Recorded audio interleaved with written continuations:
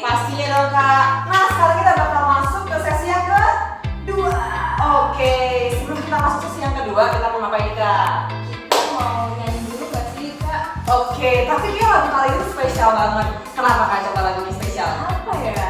Karena kita harus suka cita gak sih? Iya benar-benar kita suka cita dan kita bakal mengungkapkan apa yang di hati kita, perasaan apa tuh Kak yang bakal kita ungkapin. Suka cita. Iya benar banget. Yuk kita mulai sama-sama lagunya. Adik-adik bangkit berdiri ya. Berlimpah sukacita di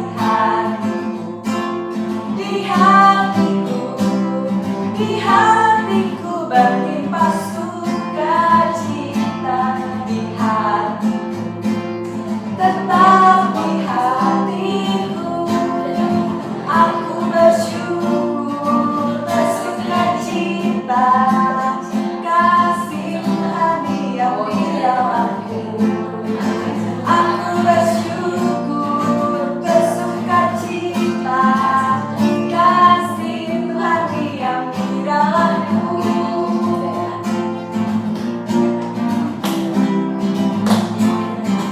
Berlimpah sukacita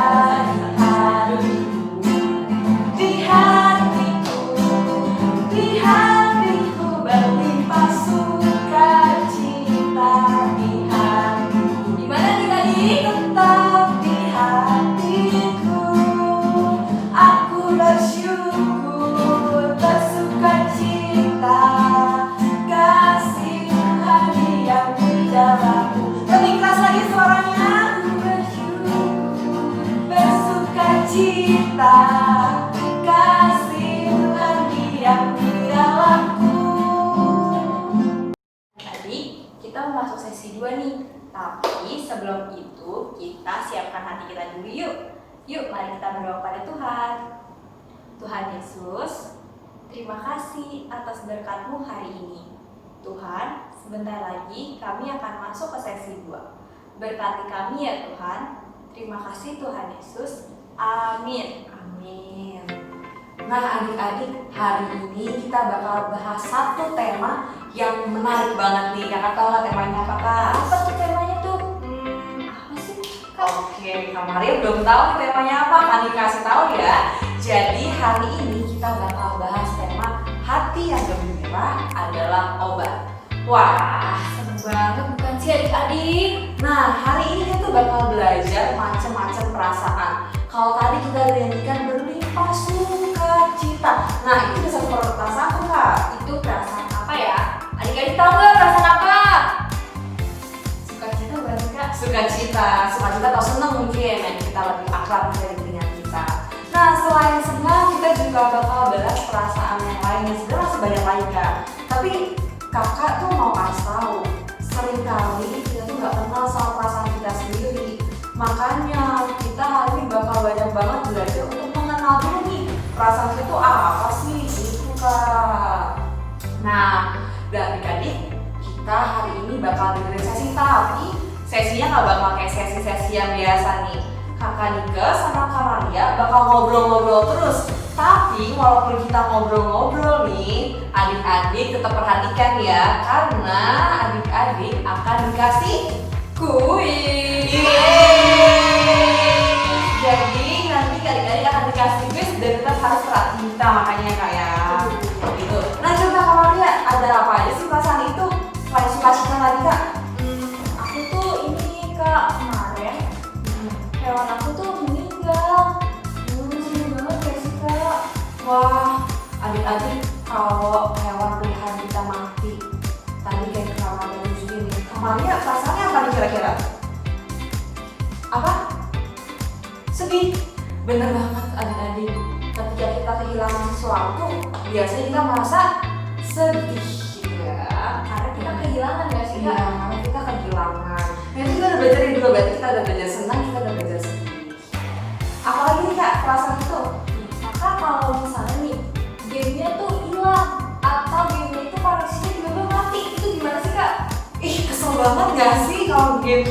kasihnya mati. Kesel banget gak sih adik-adik? Adik-adik pasti sering dong ngerasain hal itu. Iya, nah itu tuh adik-adik kalau adik-adik koneksinya mati putus atau ketika main game gitu ya, itu adik-adik ada perasaan marah gitu, yang kayak gitu, sebel banget gitu. Nah saat itu ada apa lagi kak?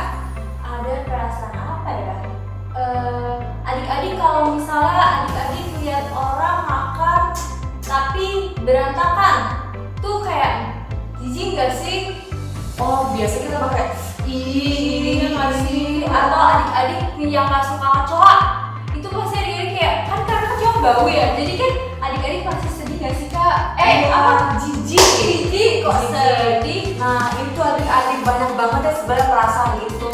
Nah pertanyaan nih kak, emang kita boleh ya sebenarnya ngerasain sedih, kita boleh ngerasain marah, emang boleh kak? Boleh dong kak. Coba gimana kak? Itu dia adik-adik. Mungkin sering bertanya-tanya ya emang boleh, soalnya kan ada tuh orang yang suka bilang, ih kamu udah gede kok masih nangis, ih kok kamu gitu aja marah.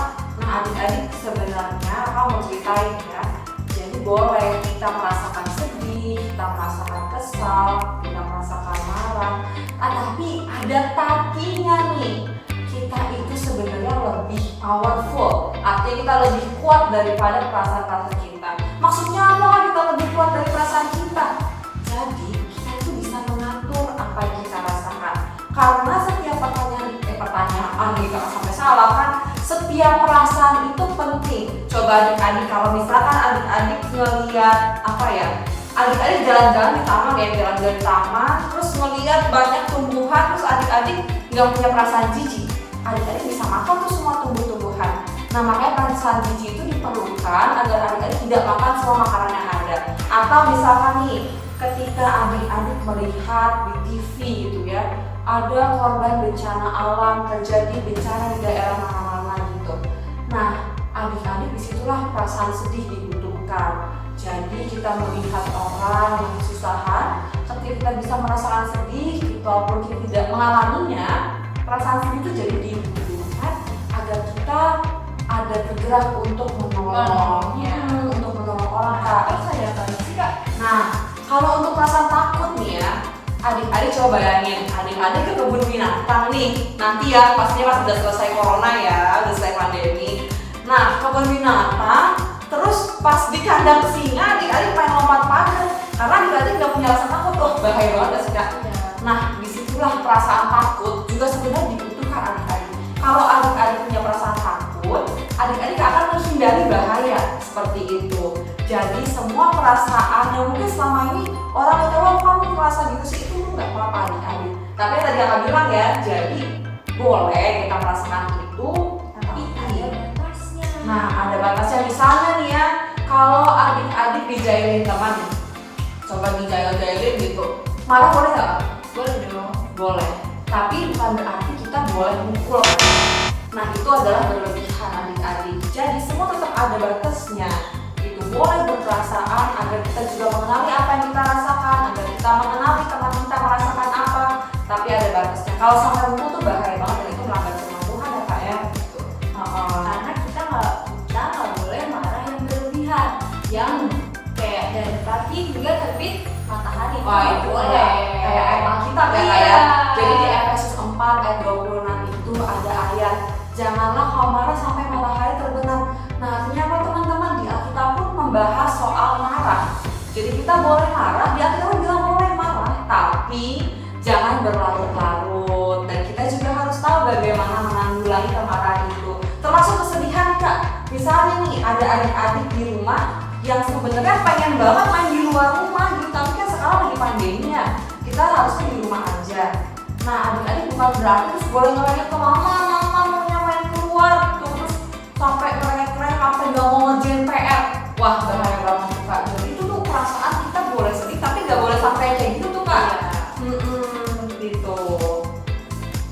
Nah terus gimana nih kak cara tipsnya nih buat menghindari marah ini yang berlebihan banget nih, gimana nih kak? Oke, kakak punya beberapa tips nih untuk menghindari, bukan menghindari ya, sebenarnya mengurangi, mengatur emosi kita. Ada dua, ada yang boleh dilakukan, ada yang tidak boleh dilakukan nih. Nah aku mau yang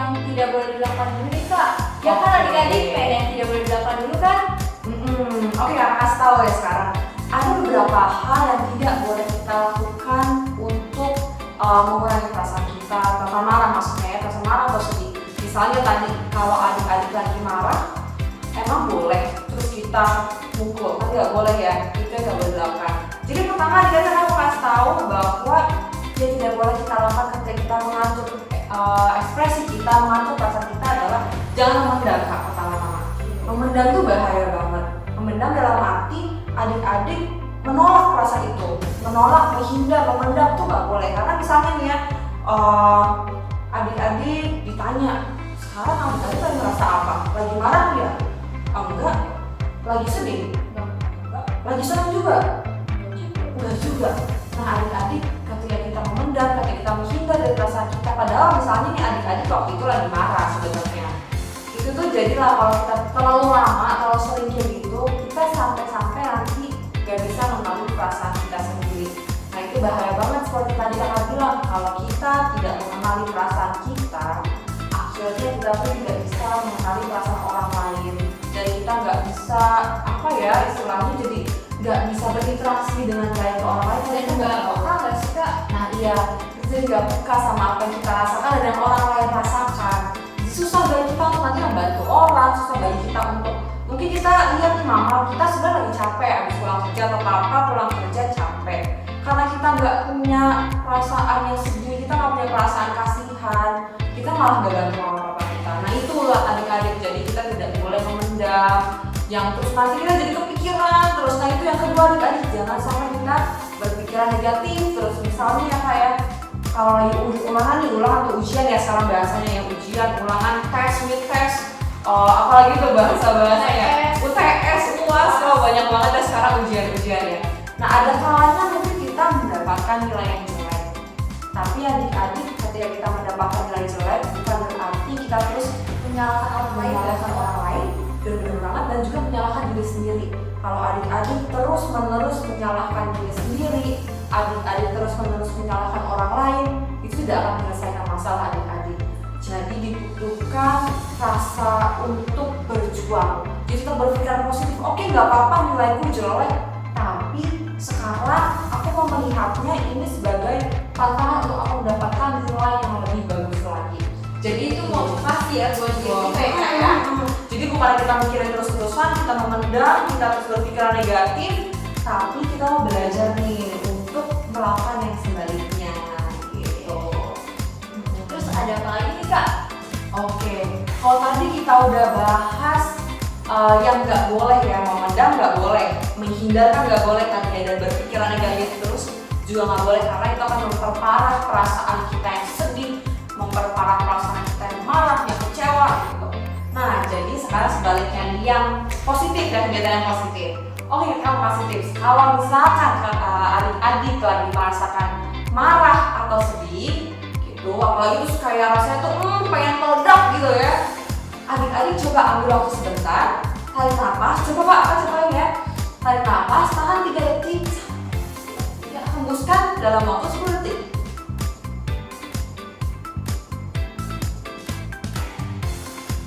Nah, hembuskan seperti itu.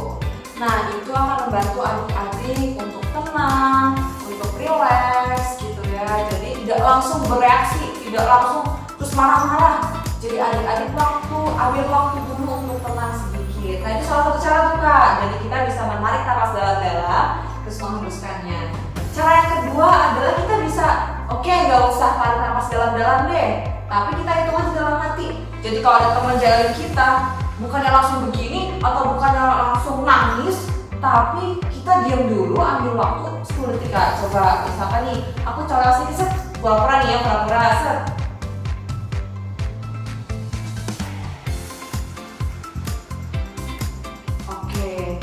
Agak banget tahu aja. Iya, jadi gak langsung marah-marah. Padahal ya itu tuh penting banget ya. Jadi adik-adik harus tahu ya seperti itu. Karena kalau nggak hitung 10 detik dulu, nanti langsung kayak berantem gitu nggak sih? Malah dampaknya tuh bahaya banget. Nggak cuma buat adik-adik, bahayanya juga buat teman-teman adik-adik. Jadi bisa tuh kak pakai cara 2 itu. Apalagi kalau di sekolah nih ya, kalau nanti kalau udah selesai pandemi kita udah bisa lagi ke sekolah atau mungkin di rumah. Di rumah berantem sama kakaknya Nah. atau bahkan adiknya yang misalnya lagi sekolah tiba-tiba diisengin atau penghapusannya diambil atau pensilnya diambil, Bener dia banget. bisa menahan diri. Iya, jadi kita belajar untuk menahan diri, ya itu penting banget. Jadi nggak selalu ribut tuh sama kakak sama adik di rumah ya, kayak gitu. Nah itulah cara-cara yang bisa kita lakukan. Nah tapi ada lagi nih kak cara yang lain nih, terutama supaya kita bisa meningkatkan perasaan yang happy-nya. Kalau tadi kan kita bicara soal gimana sih kalau kita udah dijailin, udah merasa kesel, udah merasa marah. Kalau sekarang untuk meningkatkan sukacita. Gimana tuh kak? Oke, kakak mau kasih lagi beberapa tips untuk meningkatkan sukacita. Nah, adik-adik bisa nih, pertama-tama kita menulis setiap hari. Tapi menulis apa ya, udah PR sekolah banyak, kok disuruh nulis gitu ya kak ya. Kita bakal belajar untuk menulis setiap hari, namanya jurnal bersyukur. Gimana tuh kak? Jurnal bersyukur. Nah, jadi bingung gak sih? Coba gimana sih kak? Aku juga bingung nih. Oke, adik-adik kan sudah diminta tolong untuk membawa kertas atau buku, apa aja buat kertas, buku sama alat tulis kan? Nah, adik-adik bisa menuliskan di situ 3 hal yang disyukuri adik-adik selama hari itu. Kan sudah banyak banget ya sudah Tuhan berikan buat kita. Walaupun kita di rumah aja, tetap aja nih kita bisa apa contohnya? Bisa Aku bisa bangun pagi. Nah, ternyata bangun pagi pun adalah salah satu hal yang bisa disyukuri. Itu kan kamarnya juga kamarnya apa nih? 2 lagi nih. Terus aku bisa makan. Bisa makan. Terus yang ketiga, aku bisa join game bareng papa mama. Wah, senang banget ya. Jadi kamarnya tuh bersyukur sama 3 hal itu.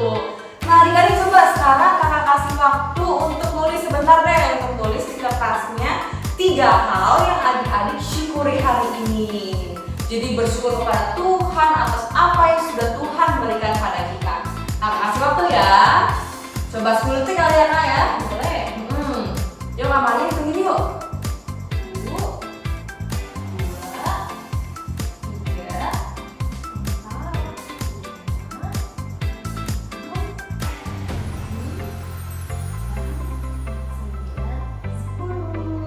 9, 10. Masih kurang nggak waktunya? Belum? Udah deh kak. Oh, udah ya? Iya. Oke, semoga adik-adik sudah ya 3 hal yang disyukuri hari ini. Kalau belum selesai nih, kalau masih ada yang belum selesai, nanti habis ini kita lanjutin lagi. Atau di pause dulu, jawab video, di pause dulu, tulis dulu, baru ntar ditanya lagi ya. Iya. Nah adik-adik, tadi kita udah belajar 3 hal yang disyukuri hari ini. Tapi tidak boleh ya. Kalau bisa, jangan hari ini doang kak. Seterus-terusnya. Bener banget. Jadi gak cuma hari ini kita tulis apa yang kita syukuri, tapi setiap hari adik-adik menuliskan hal-hal yang adik syukuri setiap harinya.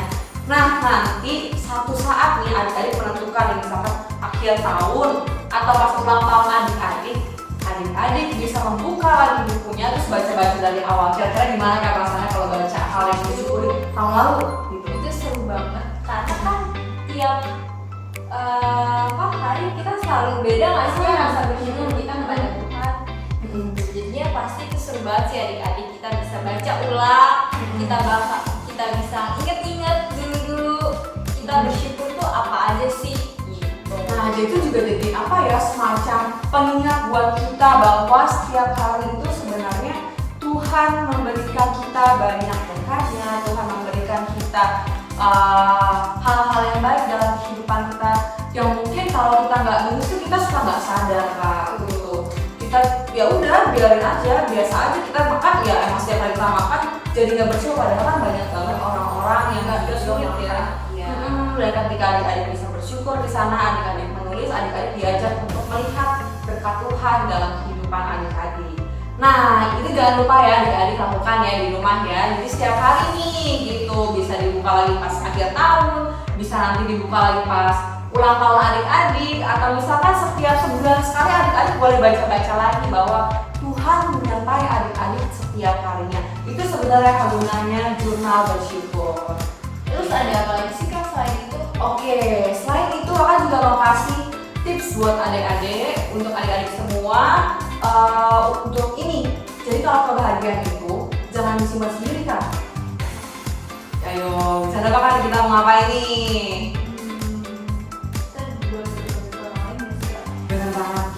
berbagi ke orang lain. Tapi aku punya cara yang menarik nih. Gimana tuh Kak? Oke, adik-adik tadi juga udah diminta untuk membawa toples ya. Toples atau kotak atau apapun deh, pokoknya kira-kira bisa diisi sesuatu gitu ya, untuk tempat makan atau ya apapun yang bisa diisi sama sesuatu. Nah, adik-adik ambil nih toplesnya, lalu adik-adik udah siapkan potongan kertas kecil-kecil kan ya. Nah, adik-adik siapkan potongan kertas kecil-kecil, lalu adik-adik tulis sebanyak-banyaknya kebaikan yang bisa dilakukan adik-adik. Jadi misalkan nih, tulis hari ini, bukan hari ini, tulis satu kertas berdoa untuk sebutin nama teman-temannya adik-adik gitu ya, misalkan berdoa untuk Kak Maria gitu pertama. Terus di kertas yang kedua tulis membantu mama, membantu orang tua, membantu papa gitu. Yang ketiga misalkan tulis apa lagi ya kayak kira-kira ya, kebaikan yang bisa dilakukan adik-adik gitu. Ini nggak sih Kak, membantu adik?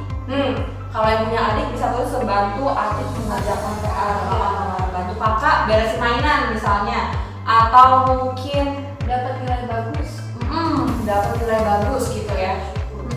Nah, jadi adik-adik atau sekarang nih yang suka melakukan kebaikan tuh misalkan sekarang lagi ngetrennya nih beliin makanan buat ojek online ya kayak. Jadi adik-adik tulis misalkan beli makan untuk ojek online. Nah, kalau udah tulis banyak-banyaknya nih, adik-adik gulung kertas satu-satu, terus masukin ke toplesnya. Masukin ke toplesnya atau ke tempat makannya atau ke kotak yang adik-adik sudah sediakan. Lalu tugasnya adalah nanti dihias dulu nih toplesnya sebagus mungkin. Yes, menarik ya. Biar menarik, iya. Jadi adik-adik juga tertarik nih untuk mengerjakannya. Nah, adik-adik kalau udah jari toplesnya isinya udah penuh dengan kebaikan-kebaikan gitu, adik-adik diajak untuk setiap minggunya atau setiap harinya, tapi nggak sekali setiap minggunya aja nih ya. Setiap minggunya mengambil satu aktivitas, jadi mengambil satu kertas dari toples itu secara acak, jadi kayak ngocok undian gitu ya, kayak ngocok undian. Terus adik-adik ambil, adik-adik buka. Misalnya yang muncul mendoakan mama papa. Oke, berarti hari itu adik-adik punya tugas untuk mendoakan mama papa. Contoh lainnya kayak kalau misalnya kocok lagi nih, minggu depannya kocok lagi, ambil lagi satu. Pas dibuka, ternyata adik-adik itu dapatnya mengucapkan semangat untuk kakak gitu. Berarti adik-adik segera habis ngambil, adik-adik pergi ke kakaknya atau mungkin ke saudara-saudara di rumah, bilang semangat ya, seperti itu. Atau adik-adik misalnya ada Instagram atau apapun itu, adik-adik bisa tulis di status kalian, bilang semangat ya buat apa, buat teman-teman yang ujian atau teman-teman yang kakak-kakaknya lagi sedang ya lagi ngerasa susah gitu kali ya. Jadi kita punya tugas misalkan tulisannya di kertasnya menyemangati lewat status Instagram gitu ya. Nah, berarti adik-adik hari itu harus menuliskan status Instagram yang positif seperti itu. Nah, adik-adik semoga dengan cara itu ketika kita selalu rutin membagi kebaikan, berbagi kebahagiaan, gak cuma kita nih yang bahagia, tetapi orang-orang yang di sekitar kita juga akan ikut merasakan kesukacitaan. Karena hati yang gembira adalah obat. Oke adik-adik, jadi itulah tema kita, hati yang gembira adalah obat. Dan itu gak cuma obat bagi diri kita sendiri, tapi bagi orang-orang yang ada di sekitar kita. Kalau boleh akan simpulin ya, berarti hari ini kita belajar apa aja ya Kak ya? Kita belajar tentang mengenal perasaan kita dan orang lain. Kita diajarkan untuk lebih peka lagi terhadap perasaan kita dan terhadap orang lain. Terus kita diajarkan lagi untuk kita menahan emosi kita supaya kita gak gampang marah, gak gampang kesel, gak gampang dendam dengan orang lain. Jadi gak meledak-meledak gitu ya Kak ya. Karena sekali lagi adik-adik itu lebih kuat, lebih powerful dari perasaan adik-adik, sehingga adik-adik punya kuasa, punya kekuatan untuk mengatur apa yang adik-adik akan lakukan, apa yang adik-adik akan ekspresikan, sehingga pada akhirnya melalui apa yang kita tampilkan, apa yang kita lakukan, kita bisa membuat orang-orang di sekitar kita sukacita. Oke, yuk kita sama-sama nyanyi, ada lagunya kan ya Kak?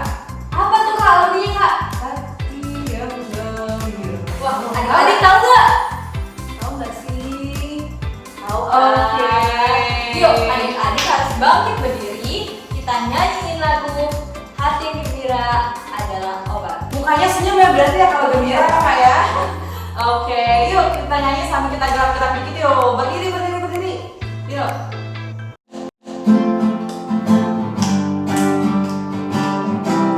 Adik bangkit berdiri ya. Hati yang gembira adalah obat, seperti obat hati yang senang, tapi semangatnya keringkan pula. Hati yang gembira Tuhan senang. Sekali lagi tapi ikut gayanya ya. Hati yang gembira adalah obat, seperti obat hati yang senang, tapi semangatnya keringkan pula. Hati yang gembira Tuhan senang. Jadi hati yang gembira itu juga Tuhan senang ya kak. Betul. Jadi kita harus terus mempertahankan yang namanya hati yang sukacita, hati yang gembira. Bolehlah sekali-sekali ngerasain sedih, marah gitu kan. Pasti banyak tadi kan kita cerita banyak banget hal-hal yang memang wajar kalau kita sedih, marah, takut. Tapi kita diajak untuk terus semangat untuk meningkatkan sukacita. Nah, kalau kakak nih mau tanya Ais, bisa ngetes dikit. Tadi aktivitasnya apa kak yang kira-kira membantu kita untuk meningkatkan sukacita? Coba dengerin adik-adik dulu nih. Apa ya? Wih, udah dijawab tuh kak, Tuh kak, udah dijawab kak. Wah, ternyata pada ingat ya kak ya. Yeay, coba nih kak, apa ingatnya kak tadi aktivitas apa yang bikin kita menambah sukacita? Kita bikin ucapan salam bersyukur. Sip, jurnal bersyukur ya kak berarti ya. Terus apa lagi kak? Ada satu lagi deh, satu lagi aja. Kebaikan yang tiap hari kita lakukan atau tiap minggu yang kita lakukan. Oke, bener banget. Jadi jangan lupa ya kalian sekarang jangan lupa toplesnya tuh tiap hari atau setiap minggu dibuka, ambil satu terus lakukan kebaikan. Oke. Nah, sekarang kan mau ngajak nyanyi lagi nih. Kalau kita tadi udah belajar tentang hati yang gembira, tadi pagi kita juga udah belajar hidup yang sehat. Ada lagunya kan kak? Oke, kita nyanyi sama-sama yuk. Kita berdiri lagi. Kita mau nyanyiin Happy Ya. Bukan deh, modif ya kak ya? Betul. Jingle. Ya pasti ada pada hafal semuanya. Yuk berdiri yuk. Semangat.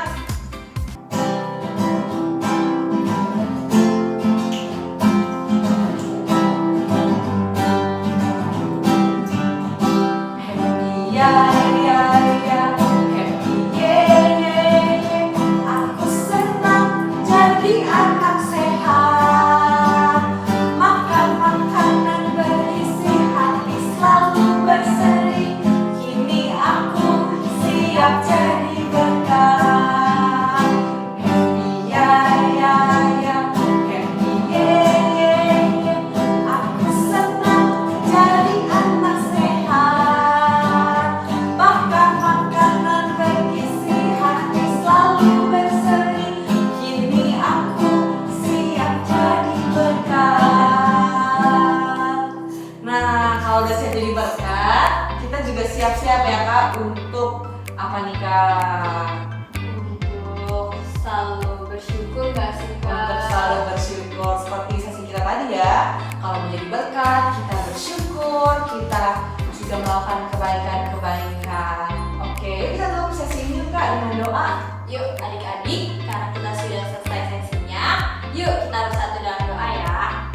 Tuhan Yesus, terima kasih untuk sesi 2-nya. Tuhan, berkatilah kami untuk melakukan kegiatan-kegiatan selanjutnya. Terima kasih Tuhan Yesus. Amin.